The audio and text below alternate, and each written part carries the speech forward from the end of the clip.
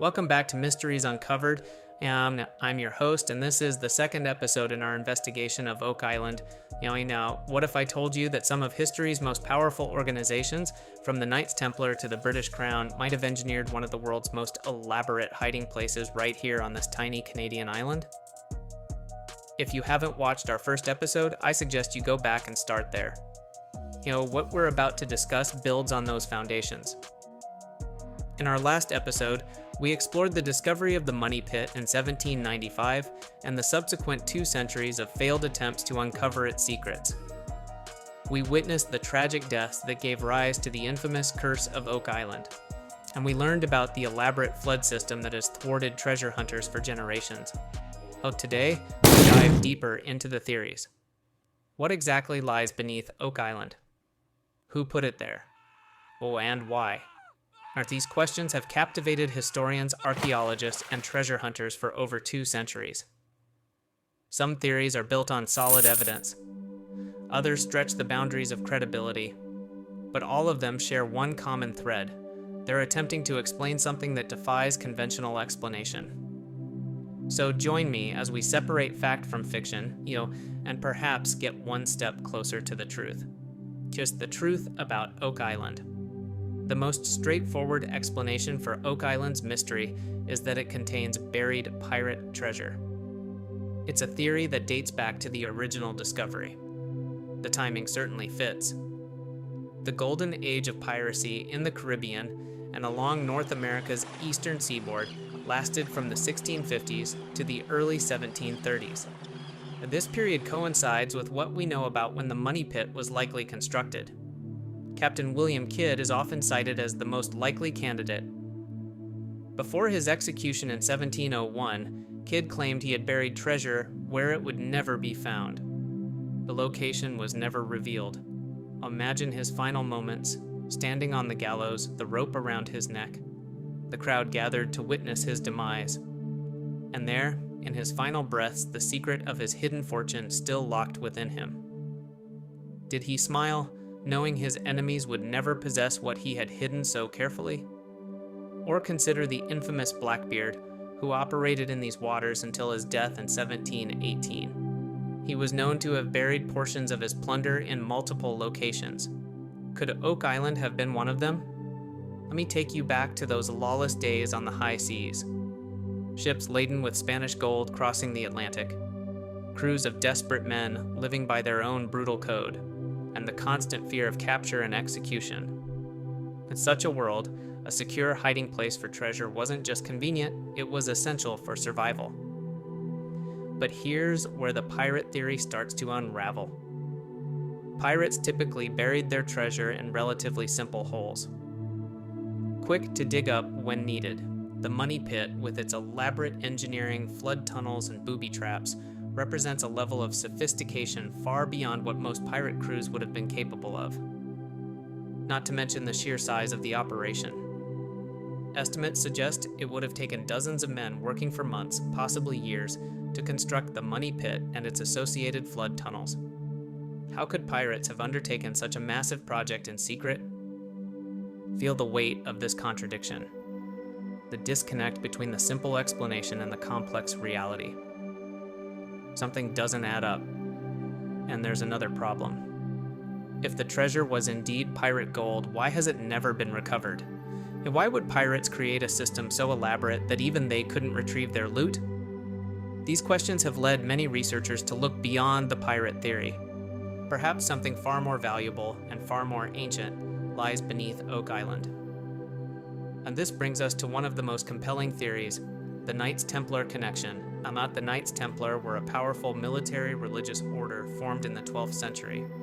During the Crusades, they amassed enormous wealth and were rumored to have discovered sacred religious artifacts in Jerusalem. However, on Friday the 13th of October, 1307, King Philip IV of France ordered the arrest of all Templars. Many were tortured and executed, and their vast treasure disappeared. Picture this moment in history. Dawn breaking over Paris. Royal guards moving silently through the streets. To the sudden pounding on doors as the Templars are dragged from their beds. But something was missing. The legendary Templar treasure, nowhere to be found. But what if it didn't disappear? What if it was smuggled away? The Templar fleet vanished the night before the arrests. Not a single ship was captured. Where did they go? So, some evidence suggests they may have sailed to Scotland, where they received protection from excommunicated King Robert the Bruce. But what happened to their treasure? This is where Oak Island enters the picture. Recent archaeological findings suggest that Europeans may have visited North America long before Columbus. Evidence of Norse settlements in Newfoundland dates back to around 1000 AD. Could the Templars have made the journey across the Atlantic with their treasure? I want you to feel the desperation of these medieval knights. Their order destroyed, and their brothers being tortured and burned at the stake, and the need to protect not just gold and silver, but perhaps sacred relics of immeasurable religious significance. Would they not go to extraordinary lengths to ensure these treasures remained hidden from their enemies? And the engineering of the money pit certainly aligns with Templar capabilities, and that were known for their advanced knowledge of engineering and architecture. The flooding system at Oak Island bears a striking resemblance to defensive systems used at Templar strongholds in the Holy Land, but the evidence doesn't stop there. The stone triangle discovered on Oak Island is eerily similar to Templar navigational markers. And remember that stone tablet with strange symbols? Some experts believe the symbols match a Templar cipher used to hide secret messages. Perhaps most compelling is the discovery of a stone carving on the island that appears to depict the Templar cross. Carbon dating places it between 1300 and 1400 AD, exactly when the Templars would have been seeking refuge. Templars did bury their treasure on Oak Island. What might it contain? Gold and silver, certainly, but also potentially priceless religious artifacts. The Holy Grail, the Ark of the Covenant, scrolls containing forbidden knowledge, and the possibilities are as endless as they are tantalizing. But the Templar theory isn't without its critics. Some historians point out that there is no definitive evidence linking the Knights Templar to North America. The journey across the Atlantic would have been extraordinarily difficult with medieval ships. And why would they choose such a remote location when safer options existed in Europe? These are valid questions, but they don't fully explain away the medieval artifacts found on Oak Island or the sophisticated engineering of the money pit. Something extraordinary happened here, something that defies easy explanation. Let's explore yet another fascinating theory, one that connects Oak Island to Sir Francis Bacon and the lost original manuscripts of William Shakespeare. Sir Francis Bacon was a philosopher, scientist, and statesman who lived from 1561 to 1626. He was also rumored to be the true author of Shakespeare's plays. Some scholars believe that Bacon, fearing persecution for the revolutionary ideas contained in his works, may have arranged for them to be hidden away, possibly on Oak Island. Close your eyes and imagine Elizabethan England. The theaters alive with performances, to the dangerous game of political intrigue at court, and a brilliant man with ideas too radical for his time, seeking a way to preserve his work for future generations. Could Oak Island be his solution? Supporters of this theory point to several intriguing pieces of evidence. Bacon was deeply interested in ciphers and secret codes, which aligns with the encoded stone found in the money pit. He also had connections to both the Rosicrucians and Freemasons, groups known for their secrecy and elaborate symbolic systems. Most compelling is the discovery of what appears to be a 17th century English sextant on the island. How did it get there? And why? Could it have been left behind by those tasked with hiding Bacon's manuscripts? And feel the weight of this possibility, that beneath the soil of this small Canadian island might lie literary treasures that would revolutionize our understanding of history's greatest playwright, and the true, unedited works of genius, preserved for centuries, waiting to be discovered. But there's yet another theory we must consider, one that connects Oak Island to Marie Antoinette's missing jewels. As the French Revolution descended into the Reign of Terror, the royal family's treasures disappeared. Some were stolen, to others were strategically hidden. According to this theory, a loyal servant smuggled Marie Antoinette's most precious jewels out of France before her execution in 1793. Transport yourself to those violent days, Paris in chaos, the guillotine's blade rising and falling with terrifying regularity. A desperate plan to preserve the royal treasures, perhaps with the hope that the monarchy would one day be restored. Oh, could Oak Island have been the chosen hiding place?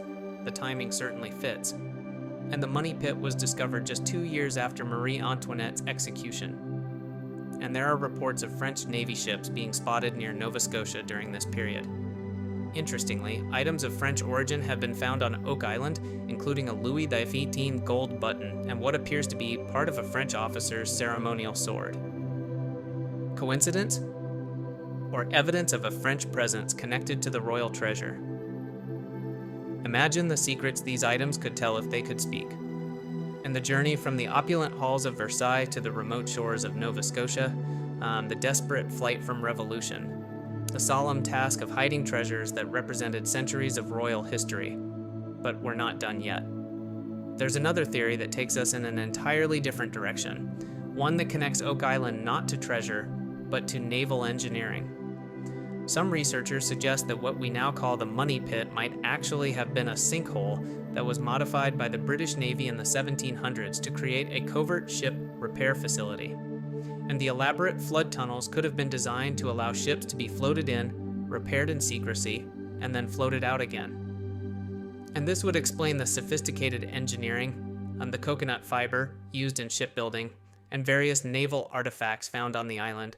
And it would also explain why no treasure has ever been recovered, because there never was any. But this theory has its own problems. Why would the British go to such extraordinary lengths when they had established naval yards throughout the region? And why maintain total secrecy about the facility even centuries later? You can feel the frustration building, can't you? Each theory seems to answer some questions while raising others. Each path leads to more forks in the road.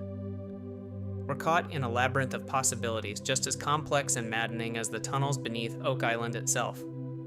And let's step back and examine some of the physical evidence that any viable theory must explain. First, there's the engineering of the money pit itself.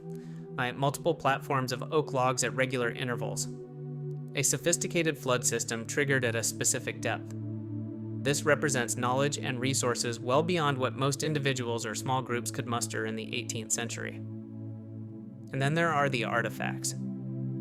A Spanish coin from the 1600s, a heart-shaped stone, links of gold chain, an ancient lead cross potentially of Templar origin, and coconut fiber carbon dated to pre-Columbian times, human bones from multiple individuals of Middle Eastern and European descent.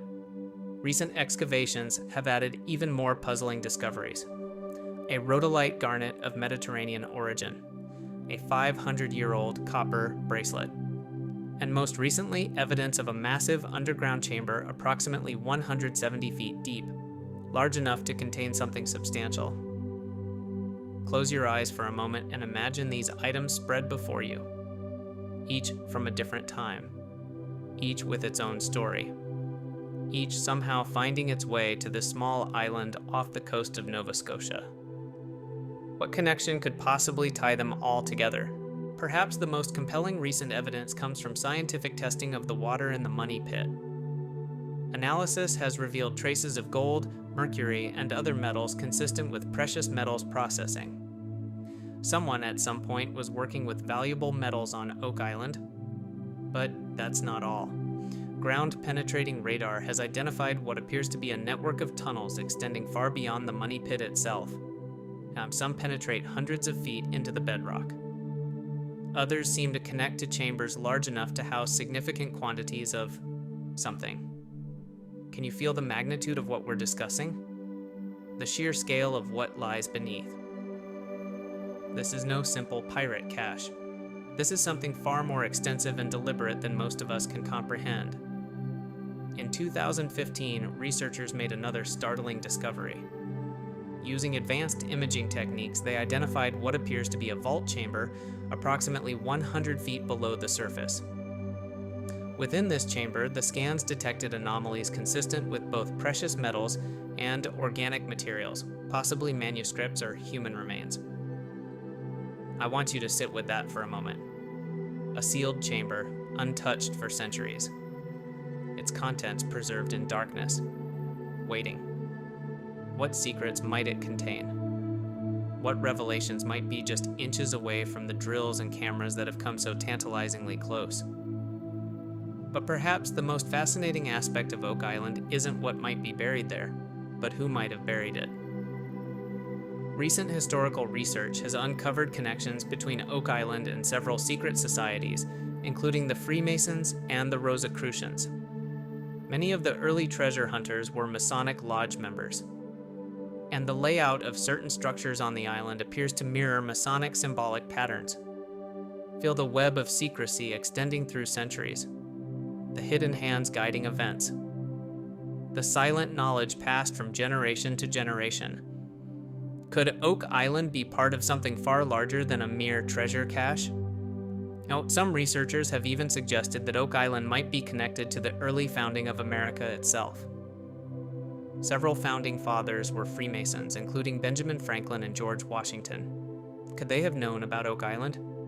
Could they perhaps have even played a role in whatever was hidden there? The timing is certainly suggestive.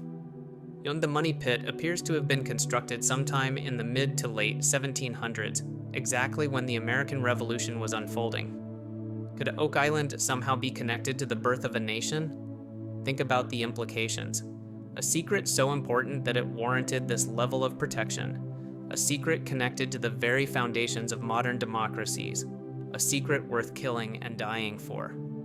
But we're still left with the fundamental question. What exactly lies beneath Oak Island? Some of the most recent theories suggest it might not be a single treasure, but rather a repository, a time capsule of sorts containing multiple items of historical and spiritual significance. Not just gold and silver, but documents, artifacts, and knowledge deemed too valuable or too dangerous to be left unprotected.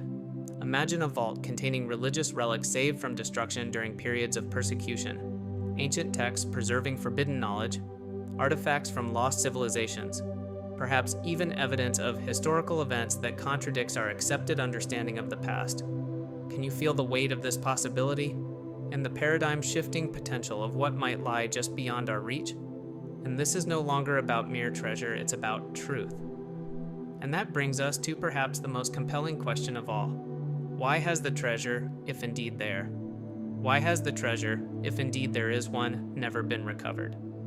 Despite centuries of attempts with advanced technology and millions invested, whatever lies beneath seems determined to remain hidden, the island itself a sentinel, guarding profound secrets. In next week's final episode, we'll reveal exclusive findings never before shared. Through new radar scans showing something massive at the 200-foot level, showing carbon dating that challenges everything we thought we knew. And an interview with a descendant of the original discoverers who possesses a family journal that changes everything. What if the real treasure isn't gold at all? What if it's knowledge that could shake history itself? Well, join us next week. The truth awaits, if we dare to find it.